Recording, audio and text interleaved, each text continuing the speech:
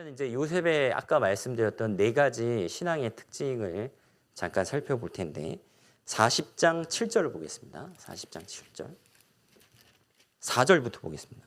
그 앞에 시위대장이 요셉으로 그들에게 수종하게 하매 요셉이 그들을 섬겼더라. 그들이 갇힌 지 수일이라. 옥에 갇힌 애굽왕의 술 맡은 자와 떡 굽는 자 두 사람이 하룻밤에 꿈을 꾸니 각기 몽조가 다르더라.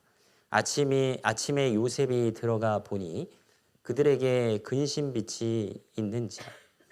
요셉이 그 주인의 집에 자기와 함께 갇힌 바로의 관원장에게 묻되 당신들이 오늘 어찌하여 근심빛이 있나이까? 그들이 그에게 이르되 우리가 꿈을 꾸었으나 이를 해석할 자가 없도다.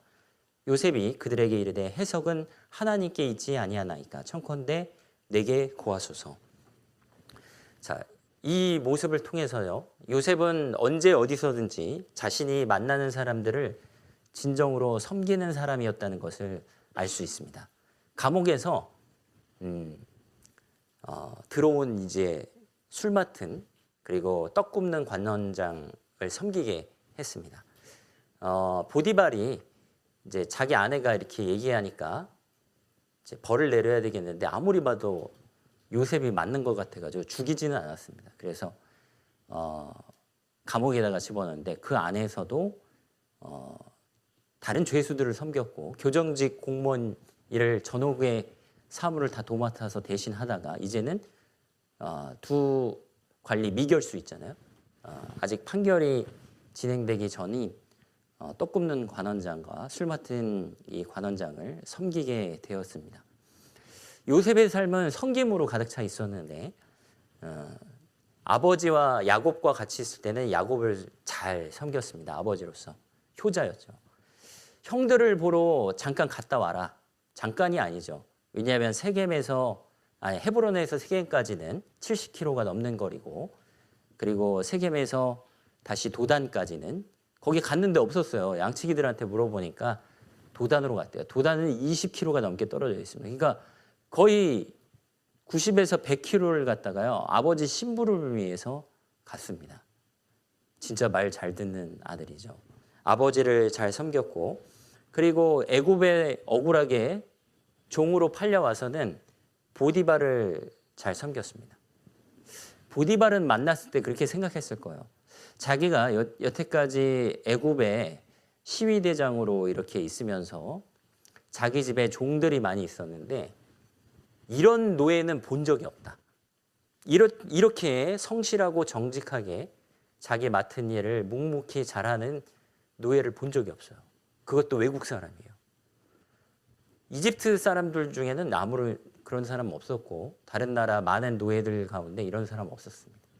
처음 만나본 사람이었어요. 돋보였죠. 섬김의 사람이었습니다. 그러니까 가장 총무가 되게 했습니다. 감옥에 들어갔는데 감옥은 옛날 죄수들에게 뭐 인권이 있었겠습니까? 이렇게 밝은 등은 당연히 없습니다. 해가 지면은요 침침한 완전히 어둑어둑한 동굴. 그런데 그 감옥을 환히 밝혀주는 빛의 사람이 한 명 딱 들어온 거예요. 그 안에 죄수들은 여러 가지 죄명을 가지고 그 감옥에 들어왔을 겁니다. 그런데 이렇게 깨끗한 사람은 처음 만나보는 거예요.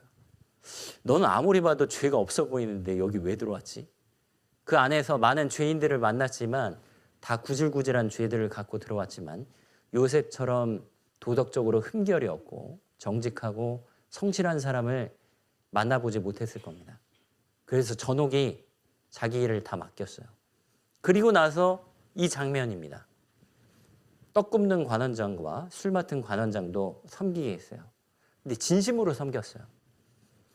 사실 처지를 보면요, 이 미결수보다 더 딱한 상황이 요셉이에요.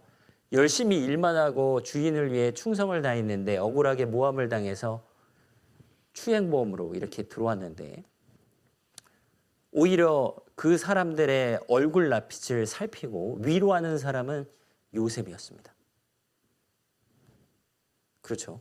형들에게 배신당, 가족한테 살해 위협을 받고 진짜 말도 안 통하는 먼 애굽 땅에 노예로 팔려가지고 여러 가지 수모와 수치와 고생을 많이 겪었을 텐데 그런 어떤 슬픈 자신의 고난에도 불구하고 다른 사람들을 위로하고 있잖아요. 섬기고 있습니다.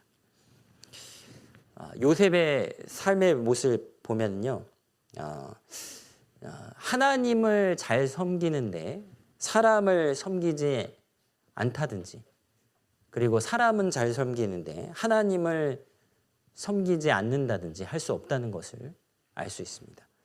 그런 말씀이 있죠. 누구든지 하나님을 사랑하노라 하고 그 형제를 미워하면 이는 거짓말하는 자니 보는 바 그 형제를 사랑치 아니하는 자가 보지 못하는 바 하나님을 사랑할 수 없느니라.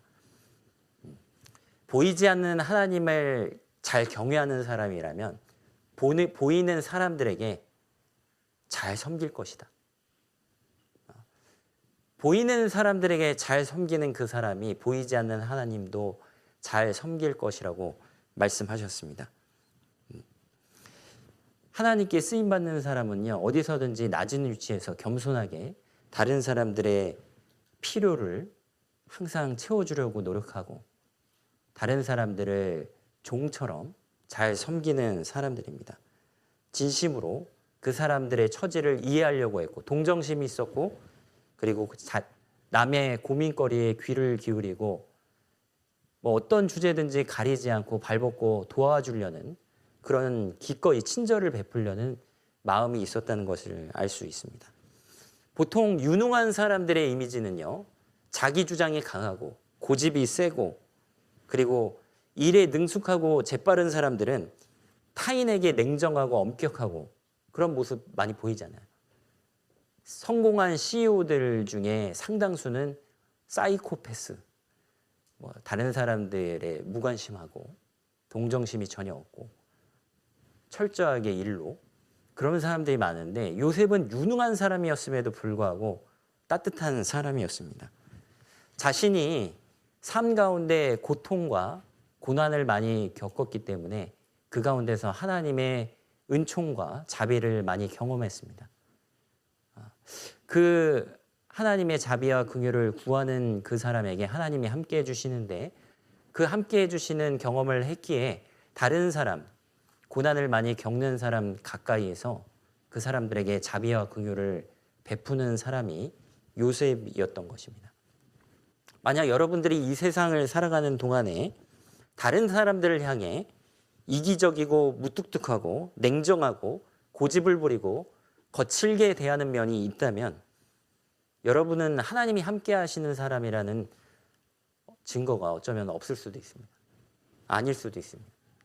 그런데 하나님이 계시는 곳에는 하나님의 사랑이 전달이 되고 하나님이 그 사람의 마음을 넓히시기 때문에 다른 사람들을 용서하고 관용하고 그리고 그 그리스도인은 있는 곳은 더욱 이전보다 따뜻한 곳이 될 겁니다. 그리고 그곳은 점점 분위기가 변해서 아무런 대가 없이 남에게 친절을 베푸고 선을 베푸는 것을 기쁘게 여기는 스스로도 그걸 기쁨으로 여기는 사람들이 많아지는 곳이 되게 될 거예요. 그게 요셉의 선한 영향력일 겁니다. 만약 우리가 하나님께 쓰임받고 하나님의 우리의 삶에 함께 계신다면 우리도 남을 섬기는 사람의 증거가 나타나야 될 거예요. 나는 과연 남을 섬기는 사람인가? 아니면 남이 나를 섬기고 있는 것일까? 생각해 봐야 될 거예요. 그리고 요셉은 다른 사람들의 허물을 기꺼이 감춰주는 사람이었습니다. 40장 14절을 보겠습니다.